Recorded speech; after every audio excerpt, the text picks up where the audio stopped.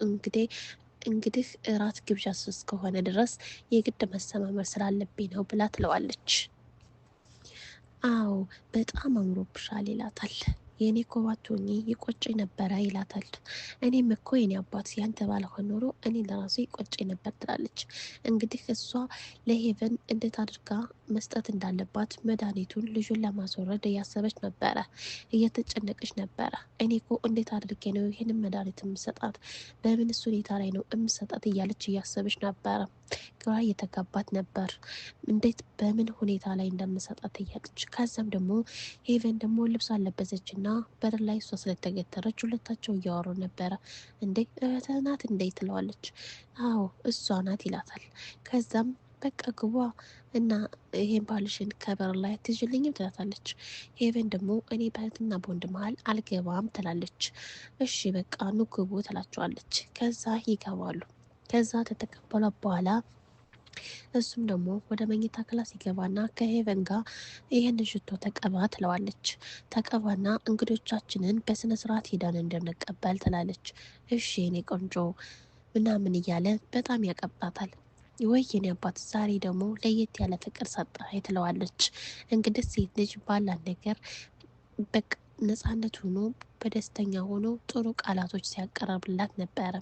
እሷም ደግሞ እንደዛ ስላደረግላት በጣም ደስተኛ ሆና ነበር።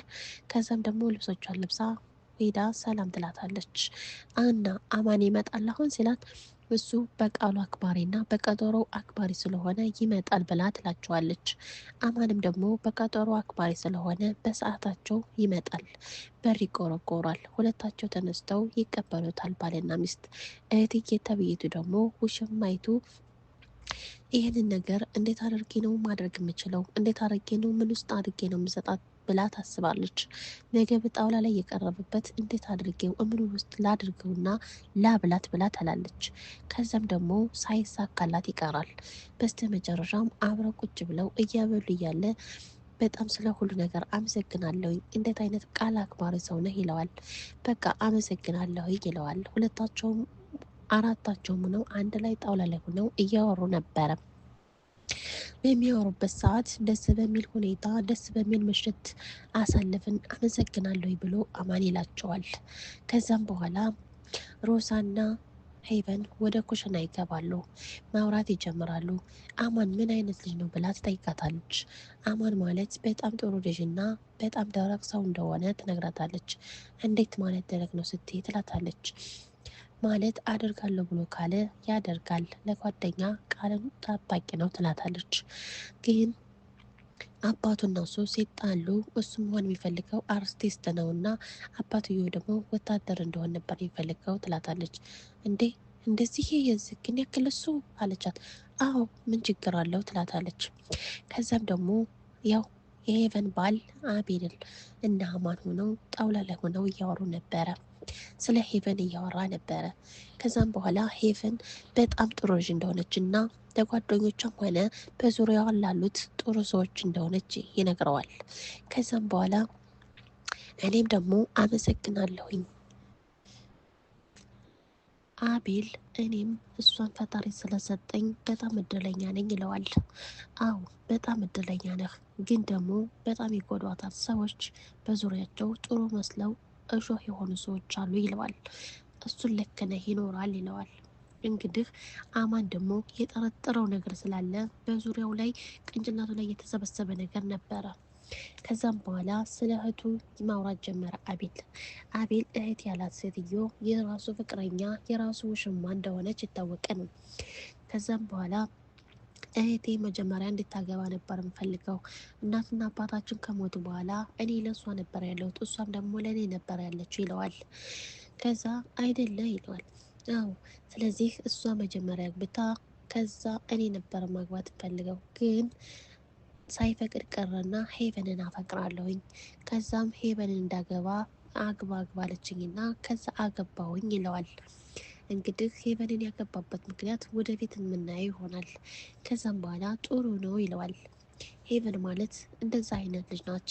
በቃሉ አክባሪና ለሰው ያላት ክብር ለራሷን አሳልፋ የምትሰጥ ናት ብሎ ይለዋል አማን።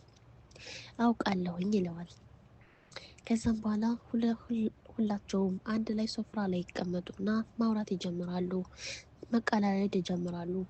ከዛም በኋላ አትጠራጥር እህትህ ታገባለች በቅርብ ብሎ ይለዋል። በሚገርም ሁኔታ አይደለ ብሎ ይለዋል። በጣም ይናደዳል። ሮክሳት ትመጣና እሺ እሱም ደግሞ ተነሳና ወደ ሽንት ቤት መጸዳጃ ቤት የት ነው ብሎ አማን ይጠይቀዋል። ወደዛ ነው ይለዋል። ከዛም አማን ይሄድና እጁ እንዲታጠብ ይሄዳል። አቤል ደግሞ በጣም ስለተናደደ ያው እሷን በጣም ስላማገሳት ፍቅረኛውን ስላማገሰበት በቅርብ ታገባላለች ምናምን ብሎ ስላለው በጣም ተናዷል። እሱም ትመጣና አባት ምን ሆነህ ነው ትለዋለች። በቃ አያናድድም እኔ ስላንቺ እያወራሁት ስላንቺ በቅርብ ታገባለች ብሎ ይለኛል እንዴ ይላል። ከዛ በቃ ተነስ ከዚህ እና ውጭ ወተን እናውራ ትለዋለች። ከዛም ውጭ ወጥተው ማውራት ይጀምራሉ። እንዴ እንደዚህ ምን ቢልህ ነው አንተ እንደዚህ ውስጥህ የተነካ ይለዋል። እኔ ስላንቺ ሳወራ ከዛ አንቺን እሺ ታገባለች ብሎ ይለኛል እንዴ ብሎ መቅናት ይጀምራል። እንዴ ይሄ ነው እንዳስቀና? አዎ ታውቂያለሽ፣ እኔ በአንቺ የመጣብኝን ነገር አልደራደረም ይላል። ሆ እህትና ወንድም ተብለው ውሽማዎች ማለት ነው። ከዛም በኋላ በቃ ተረጋጋ ይለዋል። እና ታዲያ አንቺስ ምን አወቅሽ ስለ አማንና ስለ ሄቨን ይላታል። አይ በጣም እኔ ከጓደኛ ያለፈ ነገር ብዙ ነገር እንዳወቅኩ ነው የሚረዳኝ ይላታል። እና ታዲያ ምን ወሰንሽ? በጣም ከባድ ነገር የሆነ ነገር አስበሻል አይደለ ይላታል። አዎ እንደዛ ነገር አስቤያለሁ ትለዋለች። ከዛም በኋላ ላይ በቃ አሁን ተረጋጋህ ንግባት ስትለው በቃ አዎ ተረጋግቻለሁ ይላል። ሄቨንም ደግሞ ከአባቷ ጋር እያወራች ነበረ። አባዬ በጣም ዛሬ ደስ በሚል ሁኔታ አማንን ባልተቤቴ ጠርቶት አብረው ተዋወቁ። ስለዚህ አብረን ዛሬ ምሽቱን ትለዋለች። አይደለ ይላታል አባቷ።